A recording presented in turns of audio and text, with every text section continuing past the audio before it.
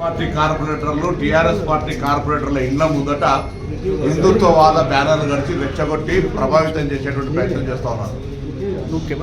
ఎందుకతో హిందూ భారతీయ జనతా పార్టీకి ఓటేయకపోతే హిందూ కాదా?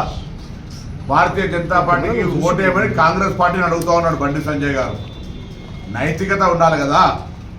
రాజకీయంగా unlimited rural body or legislation ఎన్నికల్లో అన్ని రాజకీయ పార్టీలు పోటీ చేస్తే ఓట్ల సంఖ్య ఎక్కువ. కానీ హైదరాబాద్ ఎమ్మెల్సీ స్థానిక సంస్థల ఎన్నికలకు మొత్తం ఓట్లే 112. ఆ 112 ఓట్లలో బీఆర్ఎస్కి 24, బీజేపీకి 24 మొత్తం కలిస్తే కూడా వాళ్ళ మెజారిటీ రాదు.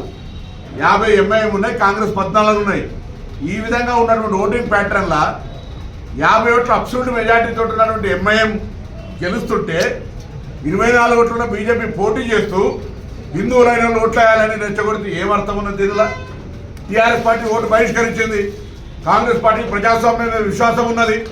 భారతీయ జనతా పార్టీ ఓటేయం ఎట్టి పరిస్థితులలో ఎంఐఎంకి చేస్తామా ఏమో ఓటు కాడుకో ఏం చేస్తామో మన నిర్ణయం బరాబర్ కాంగ్రెస్ పార్టీ ఓటింగ్లో పాల్గొంటుంది. అదేవిధంగా ఈరోజు దేశ రాజకీయాలనే భారతీయ జనతా పార్టీ కాంగ్రెస్ పార్టీ వేరు దారులు. మేము ప్రజాస్వామ్యాన్ని విశ్వసిస్తాం, వాళ్ళు నియంతృత్వాన్ని విశ్వసిస్తారు.